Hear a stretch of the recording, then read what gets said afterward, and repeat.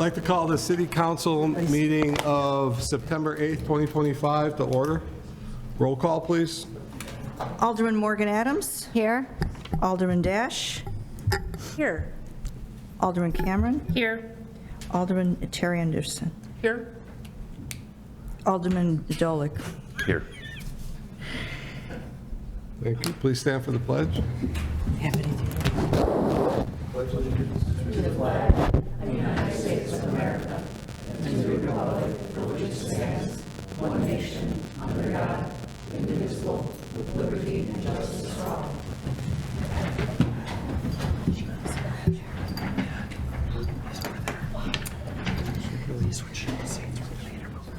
The new, I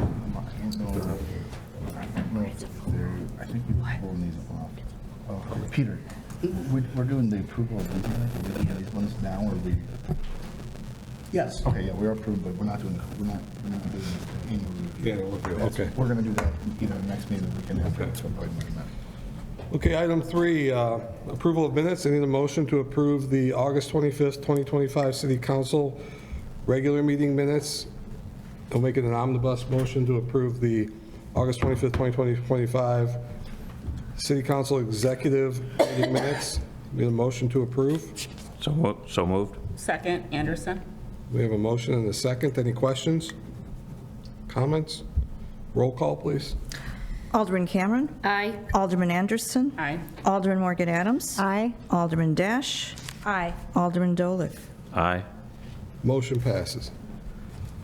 We have no presentations. We do have some appointments and confirmations. I would like to get a motion to approve an appointment of Matt Dolik as Director of Chicago Executive Airport Board. So moved. Morgan Adams? Second, Anderson. A motion and a second. Any questions? Roll call, please. Alderman Dolik. Aye. Alderman Dash. Aye. Alderman Morgan Adams. Aye. Alderman Anderson. Aye. Alderman Cameron. Aye. Motion passes. Congratulations, Matt. Thank you, everyone. Thank you for doing that. Item B, look for a motion to appoint James Kiefer as a Commissioner of the Planning and Zoning Board of Appeals. So moved. Morgan Adams? Second, Cameron. We have a motion and a second. Are there any questions? Roll call, please. Alderman Morgan Adams. Aye. Alderman Cameron. Aye. Alderman Anderson. Aye. Alderman Dash. Aye. Alderman Dolik. Aye. Motion passes. Thank you. The last one is the appointment of Teresa Anderson as a Commissioner on the Tourism Board. Need a motion to approve? So move, Cameron. Second. Morgan Adams? We have a motion and a second. Any questions? Roll call, please. Alderman Dolik. Aye. Alderman Dash. Aye. Alderman Anderson. Can you say aye for myself? Aye. Alderman Cameron. Aye. Alderman Morgan Adams. Aye. Motion passes. Thank you. Congratulations. Thank you. Alderman Anderson. Item 6, public comment on agenda matters. Anybody have any comments on our agenda? No, sir. No? Nobody signed up? No. Okay. Item 7, consent agenda. We have one item on there, Resolution R2557, staff memo and resolution authorizing an agreement establishing vehicular parking and traffic regulation enforcement and enforcement of city codes and ordinances with Old Willow Falls condominium. In a motion to approve? So moved. Second. Morgan Adams? We have a motion and a second. Any questions? Roll call, please. Alderman Dash. Aye. Alderman Anderson. Aye. Alderman Morgan Adams. Aye. Alderman Cameron. Aye. Motion passes. And Alderman Dolik is aye as well. Oh, I'm sorry, Alderman Dolik. Aye. so now it passes. Now, Sorry. unanimous. Unanimous, all right. I think this is what you're here for, item 8. A ordinance 02514, staff memo and ordinance granting certain variations to allow an accessory structure, detached garage, to be constructed at 407 West Dorset This is the second reading. We need a motion to approve. So moved. Second. We have a motion and a second. Any questions? I got a lot of them today. Roll call, please. Alderman Dolick, Aye. Alderman Cameron, Aye. Alderman Morgan Adams, Aye. Alderman Anderson, Aye. Alderman Dash. Aye. Motion passes. So tomorrow you can give Dan a call and start the process. Congratulations. Thank you. Congratulations. New business, item 9. We have a bunch of items here. Yes. Wow. Joe's gone, all of a sudden we got A through double Z here. All right, first item, item A, ordinance 02516, a staff memo, an ordinance amending the city code, Title 10, Chapter 18 of the city code regarding low-speed electric bicycles and low-speed electric scooters. This is a first reading, so there's no action. Chief, would you like to give us a brief description of this? Yes, sir. Thank you very much. Good evening. First, I want to extend thanks to Mr. Hess for helping write this ordinance and the language in here. This first ordinance, it talks about low-speed electric bicycles and low-speed electric scooters. Low-speed electric bicycles are defined as having pedals and an electric motor under 750 watts, and they are divided into 3 different classes, Class 1, 2, and 3. Class 1 being bicycles that assist only while pedaling. The assist stops at 20 miles an hour. Class 2 can be fully motor propelled. Class 3 assist while pedaling stops at 28 miles per hour. Low-speed electric scooters are devices weighing under 100 pounds, max speed of 10 miles per hour, and the riders must be 18 or older. Labeling requirements: all low-speed electric vehicles must display a label indicating classification number, top assisted speed, and motor wattage. And this is going to be required to be displayed on all of them so that officers can identify these vehicles. Operators of these vehicles must obey all traffic signals and signs, and there are specific restrictions on turns unless dismounting.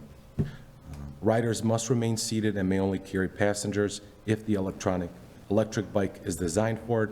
Low-speed electric scooters operators must be 18 or older, while low-speed electric bicycle operators must be 16 or older. This ordinance is needed because we've all seen a rise in these vehicles being utilized in our suburbs here and many other locations hereby.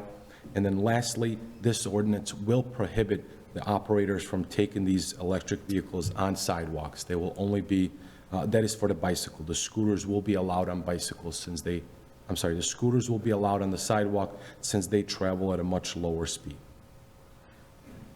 Can I ask a question? Sure. So I've noticed, just like maybe other people too, these low-speed scooters, mostly having 2 people on that scooter. So the Right. low-speed scooter is defined as something having handlebars, 2 or 3 wheels, and a floor to stand on.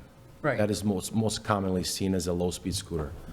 If they're designed to carry 2 people, then they can. Okay. But ideally, they're designed to carry 1 person. Okay. And age? For the low-speed scooters, 18 or older. The low-speed electric bicycles, 16 or older. Yeah, I think That's staff. I mean, that's by state statute, correct? So a lot of this ordinance was written according to state law, which already existed regarding these electric vehicles. Most of it was followed according to state law. There was a couple different provisions that we added in there. So if there's state laws, then why do we need to adopt them at a local level? Compliance, So you can enforce the state law?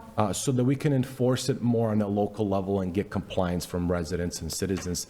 Instead of utilizing state citations, we can send them to adjudication, and we hope for greater compliance utilizing local ordinances. City Attorney, Mike. And so technically, we adopt the Illinois state statutes, so a lot of this is incorporated into our ordinance already, but most residents don't realize that the Illinois Motor Vehicle Code is incorporated in our code. This lays it out there, so if a resident has questions, they can go directly to our ordinance page and see what the specifics are. So, it makes it much more clear. Instead of a officer having to cite the state statute per our local ordinance, they can point directly to the code, and folks can go to our website and see what's on there.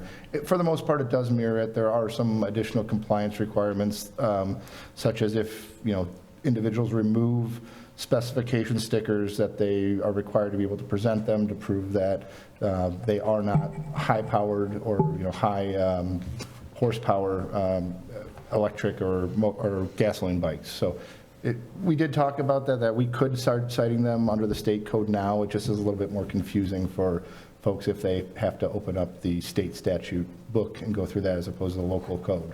And the state code has a minimum of 18 years of age for low-speed electric scooters. Yes. So those are more like Vespas than, or, some of them are like Vespas or. Oh, so these are not the electric scooters so these are like mopeds.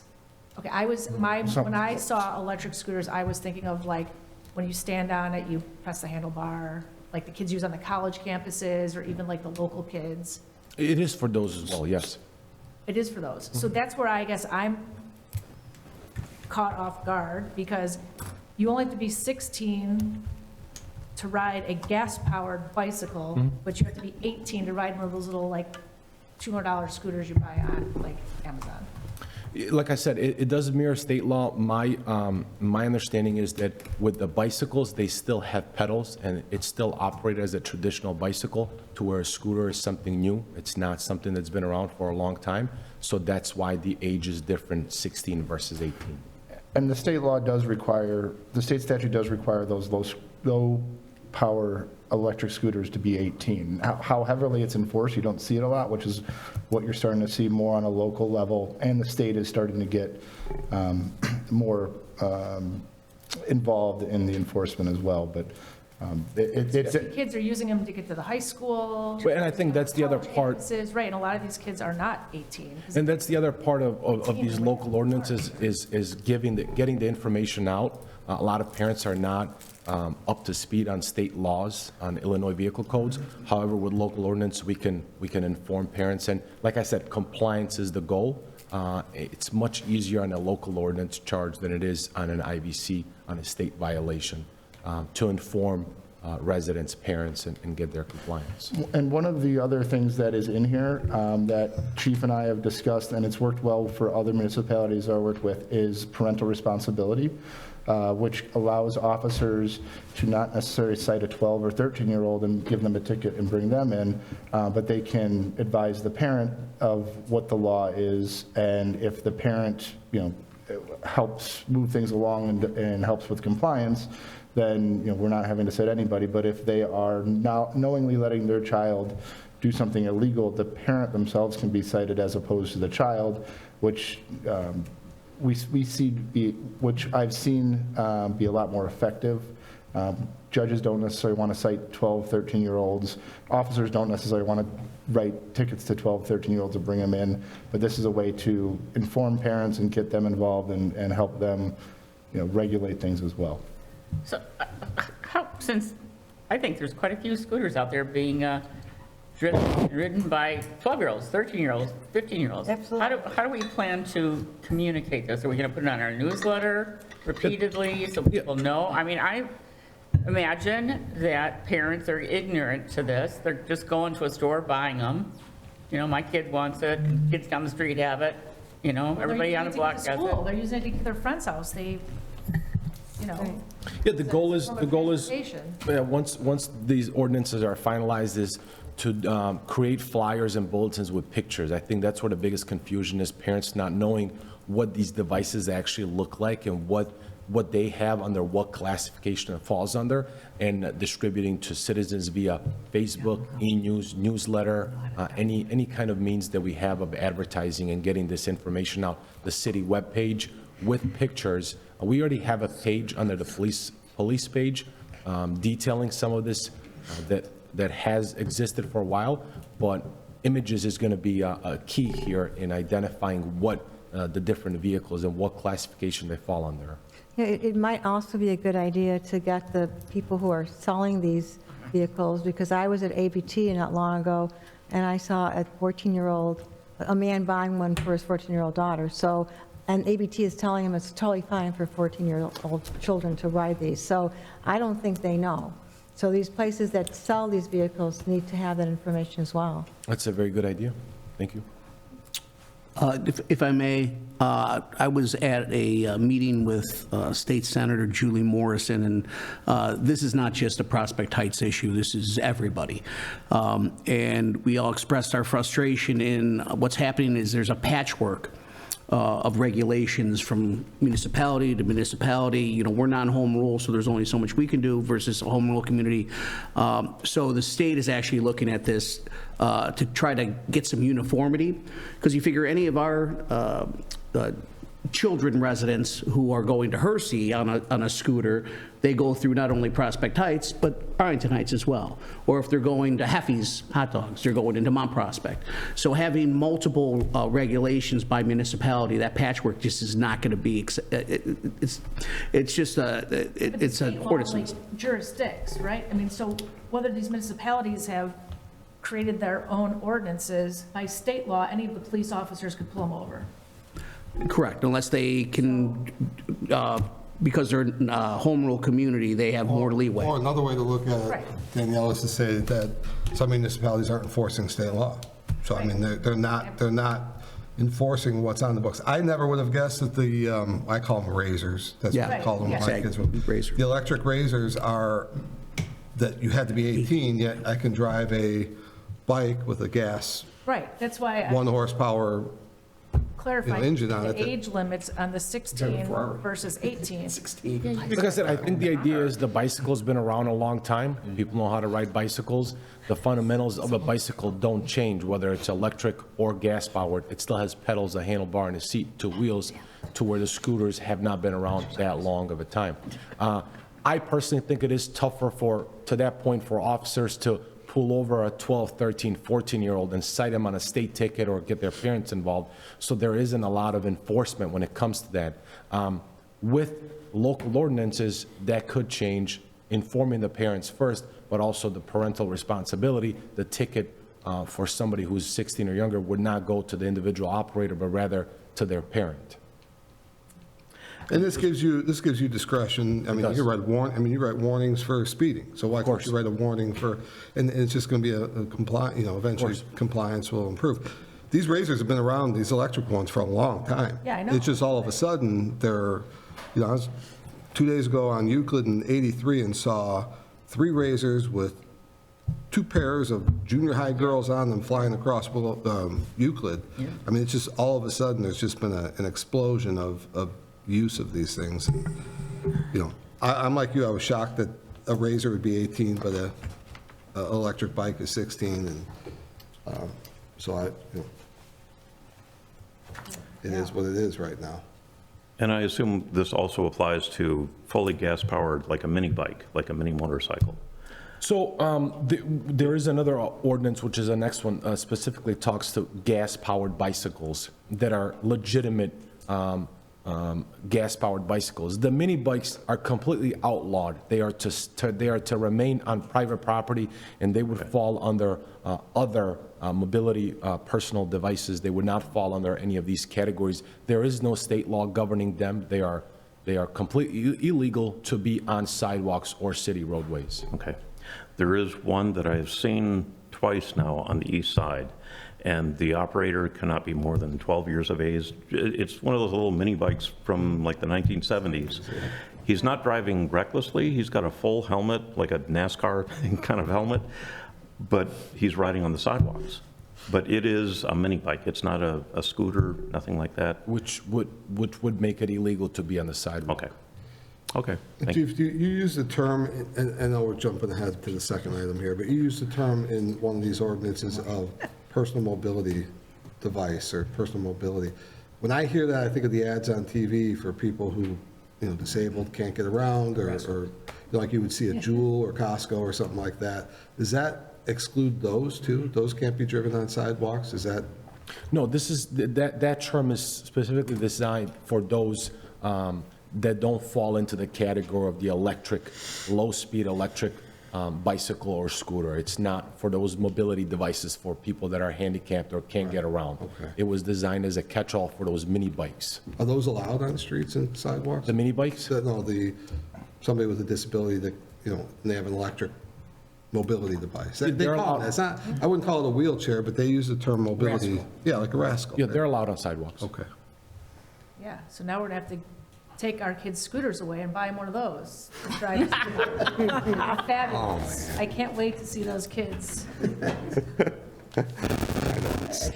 taking all the fun out of life. Sit down. Go outside and play, but not with your scooter. They should have a bike anyway, right? I mean, even I didn't have an electric How bike. many kids ride when I bikes growing now? up. Seriously, I can't even believe that. Yeah. No one rides bikes. No, unless it's electric. Right. All right, so that's the first reading. Yeah, first read. It'll come back to us at the next meeting. So Z. Item B, ordinance 02517, staff memo and ordinance amending the city code, Title 10, Chapter 17 of the city code regarding gas-powered bicycles. This is the first reading, so no action yet. I believe you already covered it unless there's more questions on that. Nope. So this will come up next meeting. What's the date for that? Just so we say it out loud. That will be Thursday, September 25th. Okay. Any other questions on that? Okay, item D, I'm going to ask that we table item D. C. C. I'm sorry, C. Yep. First read. Oh, parking regulations, okay. Item C, 025, ordinance 02518, staff memo and ordinance amending the city code, Title 10, Chapter 8 of the city code regarding parking regulations. Fire lanes, this is also a first reading. Chief? Yes, sir, thank you. This is an ordinance that would put language on the book regarding no parking in fire lanes, something that we've enforced for a long, long time. We've discovered a need for this specific text, and we haven't had an ordinance. And so this specifically puts it on the book and under its own special code, not for individuals not to be able to park in posted fire lanes. So it's really not new, it's just clarification? That is it. Bolsters our language. It bolsters, because in the building fire code, you have that restriction. However, it was not easily enforceable by the police department. Okay. So that's the first reading. Any questions? No. This will be at the next council meeting on the Thursday, The 25th. the 25th. Item D, R 2558, staff memo and ordinance approving the final plat for the Rosinski subdivision at 100 West Camp McDonald Road. I'm going to ask for a motion to table this for now. Why is that? I'm just curious. I want to talk to Dan about it. I went through it, looked at it very closely. There's a lot of issues with how it's written and what it's doing, and also, too, I'm not sure that it fits in with that area with the double lot surrounded by single family. I mean, it's all single family, but they squeeze two homes onto a less than 40,000 square foot. So we'd be Lot. granting, so the plan commission has granted a variance for, There's no variance.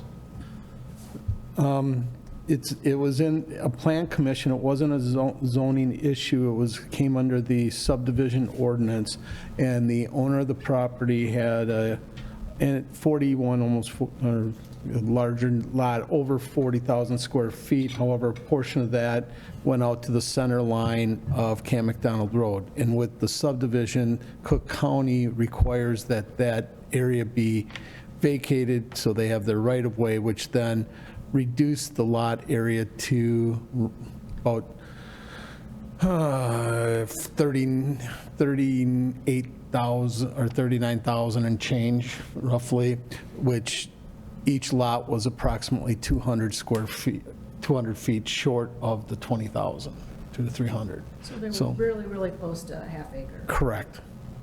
And that's the question, is the fully compliant 20,000 square foot lots. Are both, are items D and E No, E is separate, it's a different, different location? yep. Yep. There's nothing wrong with E. E is good. So, So I just asked if we table it, that way I could talk to Dan more about it, and if it warrants coming back, we'll bring it back at the meeting in 2 weeks. Okay. That's all. Yep, the applicant's more than welcome to come back, right? Say again? Yep, the applicant's more than welcome to come back. So that's why I want to table it. I don't want to jeopardize anything with it unless we table it, and then we can talk about it. I can talk to Dan about it outside of the council meeting and get more details. So with that, I need a motion to table item D. So moved, Anderson? We have a motion. Second? We have a second. Roll call, please. We do the roll call? Alderman Anderson. Yeah. Aye. Alderman Dash. Aye. Alderman Dolick. Aye. Alderman Cameron. Aye. Alderman Morgan Adams. Aye. Motion passes.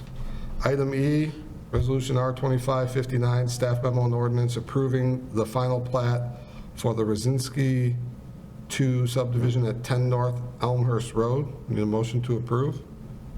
So moved? Second. We have a motion and a second. Any questions? So just out of curiosity, how much square feet is that whole area? That's a big one. I thought that was pretty large. That parcel is a 1.31 acres. Okay, I thought I remembered that. Okay, thanks.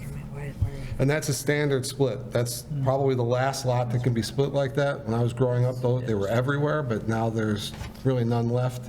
It's probably the last one that is a double lot. That would meet the full Right. 40,000 per, yes, or 40,000, so you get two 20s. Any other questions? No. We have a motion and a second. Roll call, please. Alderman Morgan Adams. Aye. Alderman Cameron. Aye. Alderman Dolick. Aye. Alderman Dash. Aye. Alderman Anderson. Aye. Motion passes. Item F, Resolution R2560, staff memo and resolution authorizing an intergovernmental agreement between the City of Prospect Heights and the Prospect Heights Fire Protection District regarding the shared cost for annual membership in the Northwest Central Joint Emergency Management Systems, GEMS. We need a motion to approve. So moved, Morgan Adams. Second, Anderson? We have a motion and a second. Would this be Mark? Or- No, I can handle this. Council may remember that back in July of this year, you gave authority for the city to enter into the GEMS program with Northwest Central Dispatch. This is the follow-up resolution. It's a intergovernmental agreement with the Prospect Heights Fire Protection District. Most of the other all the other GEM members are municipalities that have both police and fire. We have a fire district. So the fire district will benefit from our GEMS participation. So they are going to pay a quarter. We are going to pay 75%. We will have full membership authority, so it's not going to be like a split vote. So any votes for GEMS is going to be the city's alone. It's approximately $32,000 a year. So it'll be approximately $8,000 from the fire protection district. And if we can, this be passed with subject to city council approval, because I'm waiting on the fire district to get back with any changes. We don't anticipate any major changes. Jim and I spoke, but just in case there are, we just want to subject to city attorney approval. We need to reread it. So the vote will be including the statement that it's subject to attorney review. Any other questions? Roll call, please. Alderman Cameron. Aye. Alderman Anderson. Aye. Alderman Morgan Adams. Aye. Alderman Dash. Aye. Alderman Dolick. Aye. Motion passes. Item G, Resolution R2561, staff memo and resolution approving electrical supply contract with Dynergy Energy Services for the city's electrical accounts, subject to city attorney approval. Need a motion to approve? So moved? Second, Anderson? We have a motion and a second. Any questions? Peter? Put some meat on it? Okay. As the council may remember, about every 3 years or so, we enter into an agreement for our electrical supply contract for roughly 13 accounts. Mostly they're either pumps or they are streetlights. We have a broker that goes out and pitches the city's accounts, and normally for the last 10 years, we've had Constellation Energy has been our provider for electricity. They were not the lowest bidder at this point, at this time. The lowest bidder was a 3-year supply contract with Dynergy Energy Services. This, again, we are just asking for subject to city attorney approval. This is just your basic staple, the old contract that we've done for the last 10 years. We've probably done at least 4 of them. The only difference is the duration of it, which will be 3 years, and then the actual per kilowatt cent fixed rate that we were going to have. It's less than Commonwealth Edison.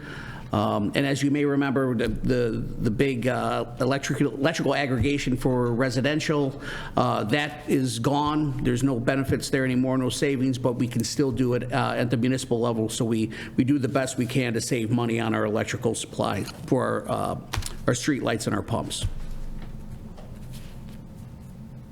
Any questions? No. Roll call, please. Alderman Morgan Adams. Aye. Alderman Cameron. Aye. Alderman Anderson. Aye. Alderman Dash. Aye. Alderman Dolick. Aye. Motion's approved.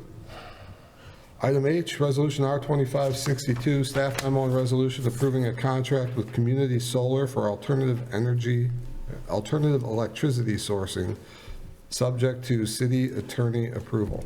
Need a motion to approve? So moved. Second? We have a motion and a second. Peter? This is a trailer resolution. We've been trying, well, the Community Solar has been trying to get into the city and with a contract with the city for almost as long as I've been here. The problem with Community Solar or any of the other solar options was you got locked into a very, very long contract, usually 10 or 20 years. That has changed as of recently. What we're able to do is we're able to take advantage of solar farms in other parts of the country or state and actually get a rebate on the energy we use. The current cancellation policy isn't 20 years, it's only 180 days. And with the rates we're currently getting using solar, we're looking at about $1,000 a year savings. Just so everyone's aware, energy is more expensive right now, so from the last 3-year contract we had, it was probably about a $3,000 bump. So we're trying to do everything we can to lower that cost, and Community Solar has finally made it accessible for us with that only 180-day cancellation policy. So we're asking the council to approve the contract with Community Solar. We have not gotten the contract with Community Solar yet. We were supposed to get it today. For whatever reason, our credit is the holdup on that. So that's another reason why we wanted subject attorney approval. Once we get the contract, which will be a standard contract, we want our attorney to go over it and make sure that everything is to our liking before it's actually signed. Just for clarification, you have the proposal, so you know the condition, you know the financial aspect of the contract. What you're trying to say is that you don't have the legal Contract portion of the contract. Yes, we have. So we're not getting into something we don't know. We have the savings. Right. We just don't have the contract for those savings. That's Didn't come out that way the first time. I apologize. We are, by entering into this contract, we will save over $1,000. I don't have a contract to sign right now. So why do we have two? Can you explain? Dynergy Energy Services is providing certain ones, and then Community Solar is going to provide different interconnections? Community Solar, actually, what they do is they just provide a rebate. So Community Solar works it out with Dynergy Energy, and based on our usage, we get a rebate on we don't have to pay anybody anything, it's just a rebate on our actual bill. So it's a savings every month. Is that because Community Solar is buying, or because Dynegy is buying some of their power? Correct, that's from- because of the agreement between Community Solar and Dynegy Energy. So we don't have to do anything, we just get a reduction in our monthly bill, and at this time, going through all of our information, it's going to be over $1,000 for the year.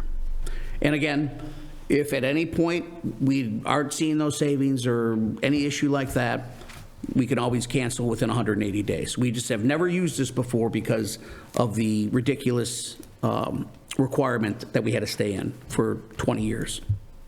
Any questions? Roll call, please. Alderman Dash. Aye. Alderman Anderson. Aye. Alderman Morgan Adams. Aye. Alderman Cameron. Aye. Alderman Dolick. Aye. Motion passes.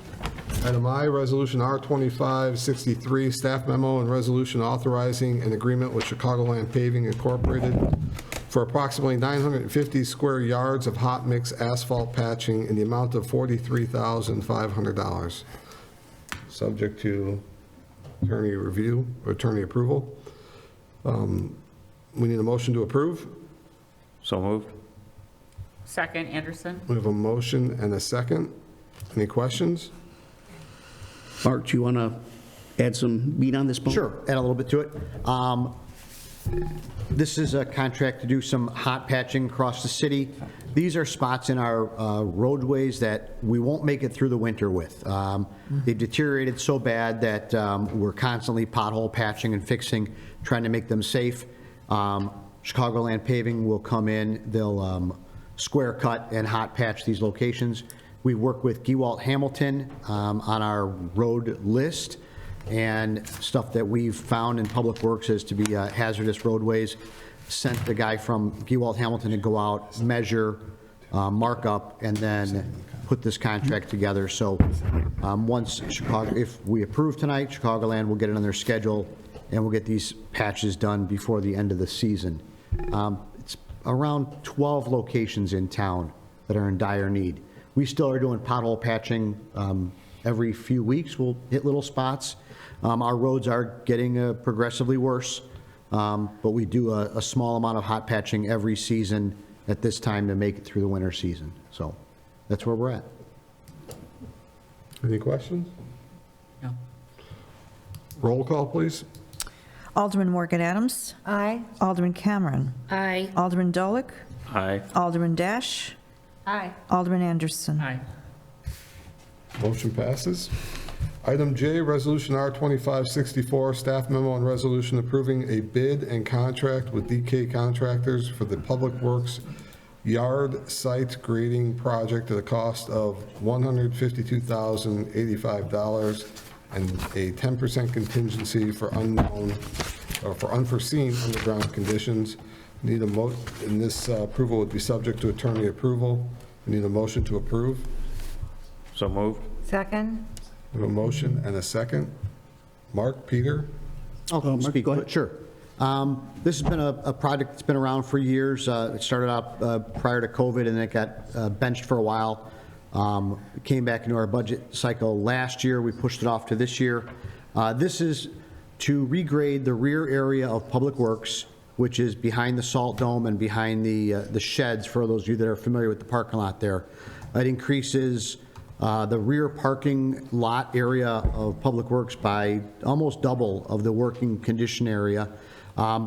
Currently, we have semi-trucks pull in to drop gravel, salt, any of the materials we need, and it's kind of a tight back there. It's kind of like pulling in the City Hall where you have to do a T to make a turnaround. This will give us a much greater area in the back. It's going to be a gravel parking lot. We're going to remove a fence and some old sheds to move things around back there. And this is also the precursor to, down the road, we've talked about putting another separate detached garage or storage building in the back for police department use. Currently, we store 2 of the police vehicles and a lot of their vehicle equipment in the Public Works.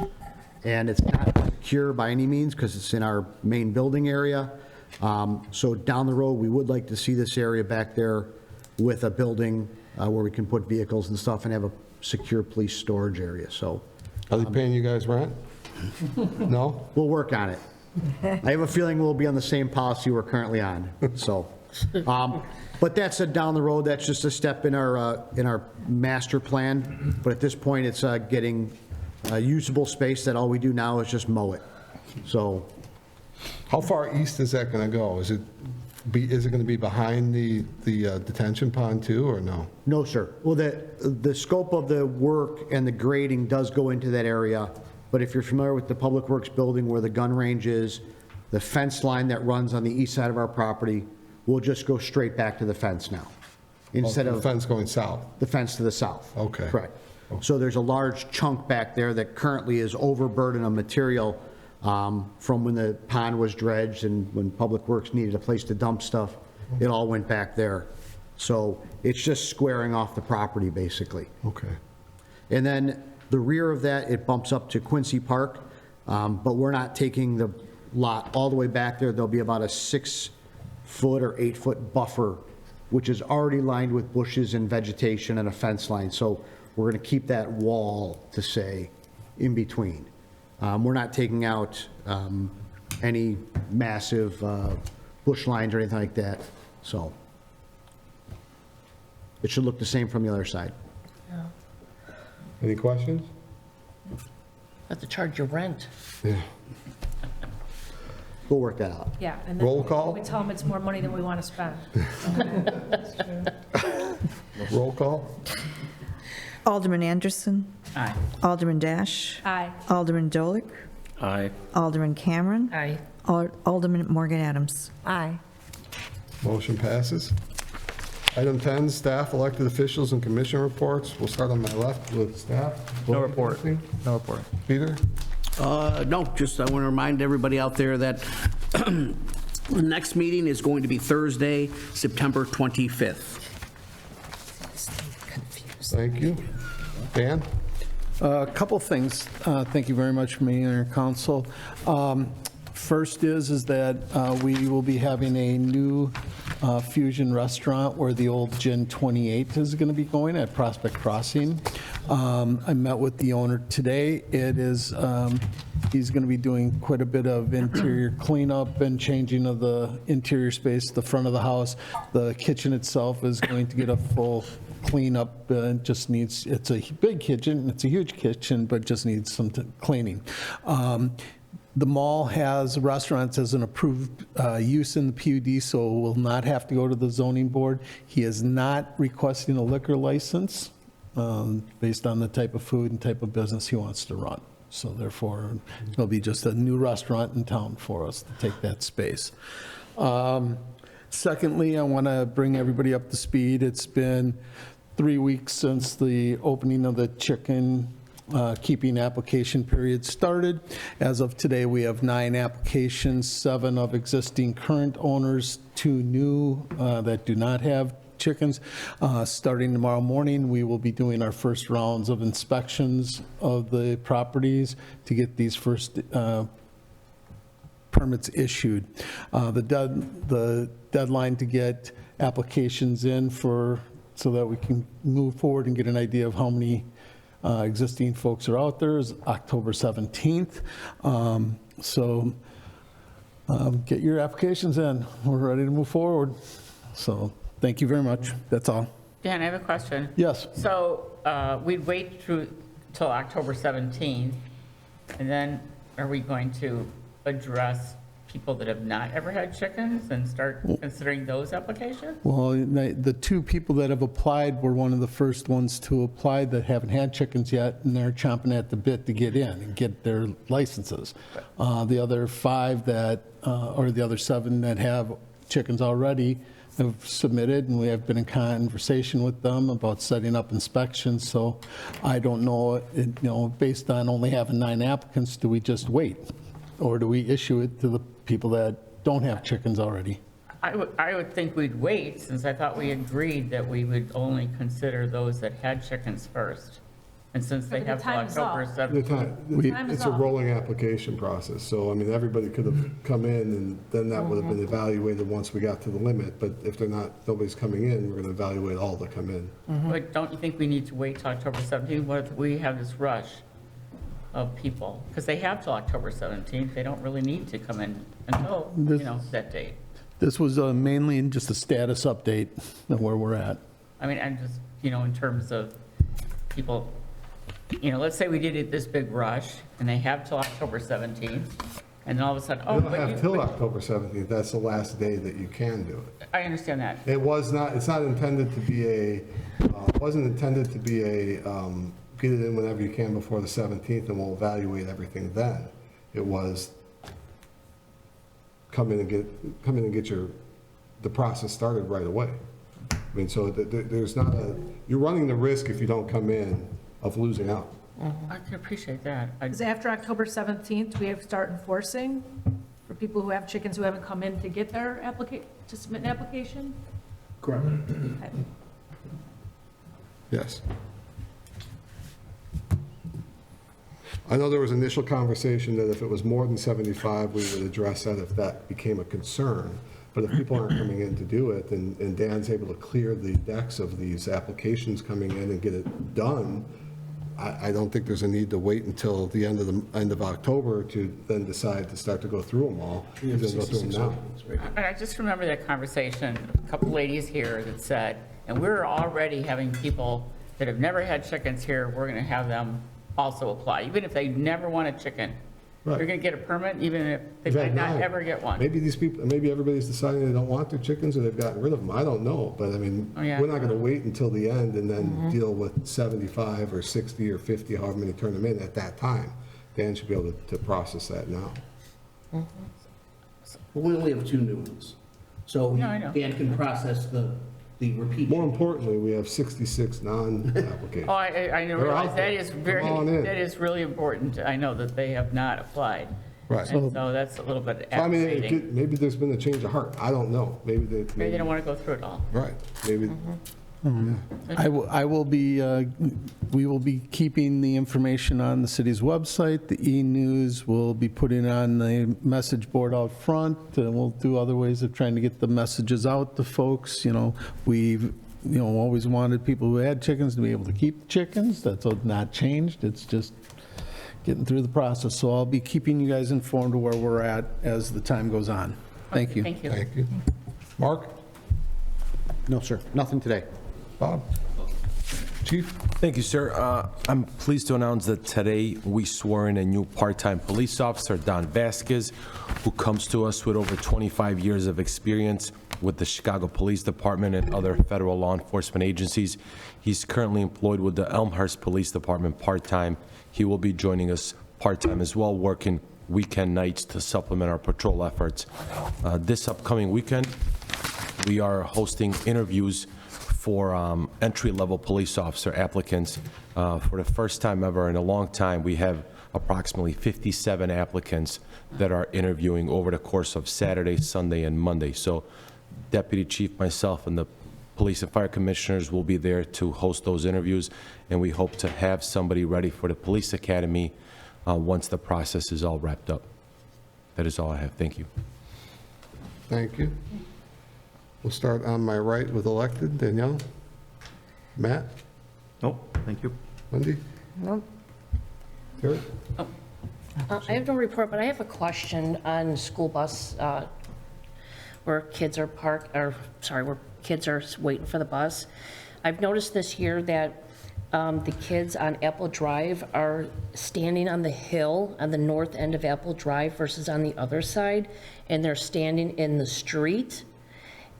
Is that something that the city can look at because, I mean, there's a lot of cars that go up and down Apple Drive in the morning, and I don't understand.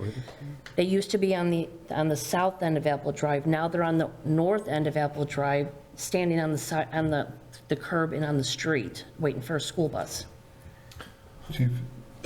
I know exactly where they're standing. I've never seen them on the street. They're always on the sidewalk or on the hill by the sign, Wimbledon Estates sign. No, Right? I'm talking where, right at the end, I live on Delicious Circle, So I think it's Tree and Apple. It's like right by Dog Walk. Oh, by the Plaza Drive? Yeah, yeah. Okay. Yeah, they're on the hill, but they're physically on the street. On And- Plaza or Apple? Huh? Are they on Plaza Drive or Apple? They're on Apple. Apple, okay. I'm not aware, so I don't know if the bus pickup and drop-off location has changed. Because they used to be on the opposite side. So they used to be on the south side? They should be on the south side, but Now they're on the north side. they're on the north side, and that's a huge concern for me. Do you know, is this District 21? It's yeah, it's no, middle I think school it's- no, I kids. think it's high school. 214. Oh, really? Yeah. Okay, so they're, okay. Yeah, we'll look into it. Yeah, I would imagine the location changed from one side of the street to the other, and that's why it's happening. But yeah, we'll look into it with the bus company and the school. Okay, thank you. Sure. Go ahead. No, thank you. Will the clerk please, item 11, please read the approval of warrants, please read the expenditures and wire transfers? Yes, sure, Mayor. The total of the expenditures amounted to $246,794.47. We had the wire payments, the following. On August 22nd, we had a payroll amounted to $294,225.23. And there was a manual check to the Illinois Secretary of State amounting to $151, bringing the total warrant amount to $541,170.70. For council's approval tonight, please. So we need a motion to approve the warrants and wire payments. So So moved. Second. And We have a motion and a second. Any questions? Roll call, please. Alderman Dolick. Aye. Alderman Dash. Aye. Alderman Morgan Adams. Aye. Alderman Anderson. Aye. Alderman Cameron. Aye. Motion's approved. Item 12, public comment on non-agenda matters. There's nobody here, so I'm assuming we have none. 13, we had no executive session, so there is no need for item 14, any action on executive session. Item 15, we need a motion to adjourn. So moved. We have a motion and a second. All those in favor, say aye. Aye. Opposed? Adjourned.